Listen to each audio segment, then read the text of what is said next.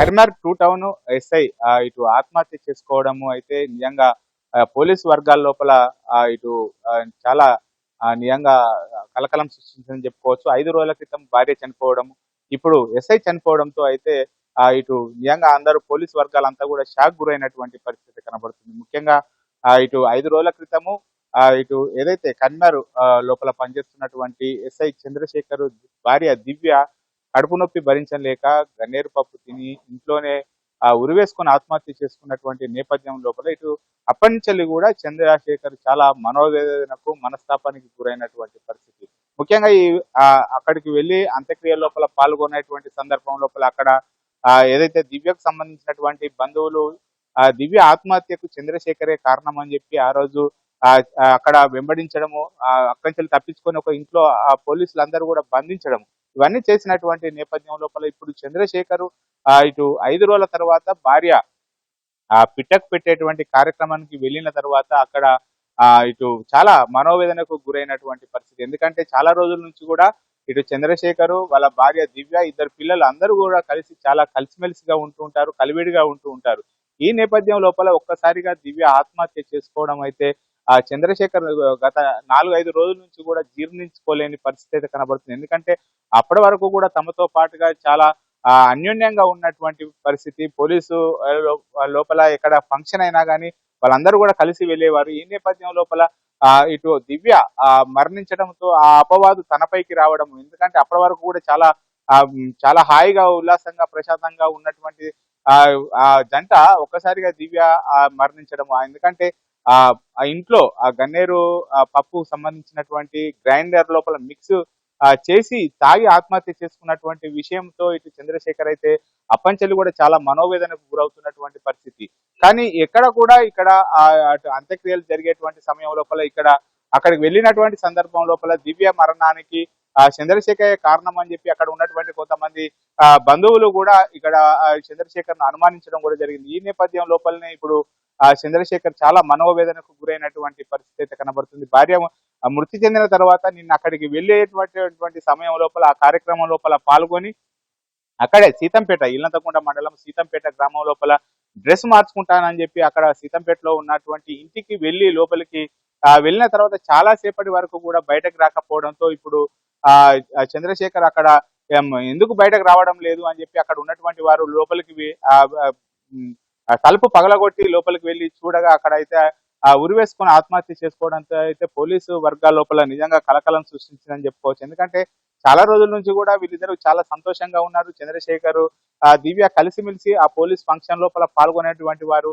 ఇప్పుడు ఆ చంద్రశేఖర్ యొక్క భార్య దివ్య మృతి చెందడంతో ఆ దివ్య మృతికి చంద్రశేఖరే కారణము అని చెప్పి ఇటు ఎక్కువ కారణం అని చెప్పి ప్రచారం జరగడంతో అయితే అది జీర్ణించుకోలేకని పరిస్థితి అయితే కనబడుతుంది. అంత్యక్రియలు జరిగేటువంటి సందర్భం లోపల అక్కడ నిరసన కార్యక్రమాలు కూడా చేయడం జరిగింది. చంద్రశేఖర్ వైఖరి వాళ్ళనే చనిపోయిందని చెప్పి కూడా వాళ్ళంతా కూడా ఇటు ఆందోళన చేయడం జరిగింది. ఈ నేపథ్యం లోపలనే చంద్రశేఖర్ ఊరు వేసుకోవడానికి కారణంగా చెప్తున్నటువంటి పరిస్థితి. ఆ గదిలోకి వెళ్ళి గది నుంచి బయటకు రాకపోవడంతో అక్కడికి ఏం జరిగిందని చెప్పి లోపలికి వెళ్ళేటువంటి ప్రయత్నం చేసిన తర్వాత చంద్రశేఖర్ అక్కడ ఉరి వేసుకొని ఆత్మహత్య చేసుకున్నటువంటి పరిస్థితి కనబడుతుంది.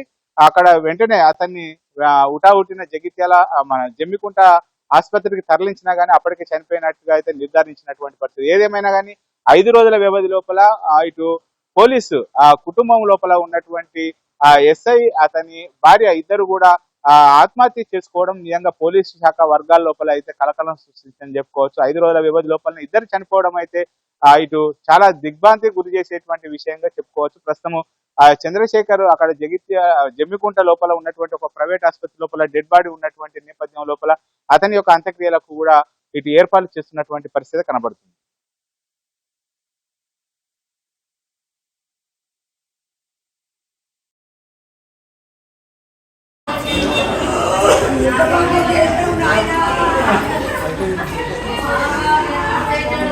ఏంది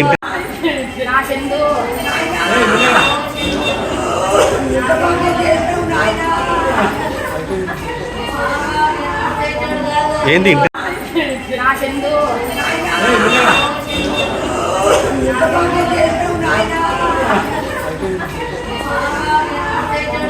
ఏంది ఏంది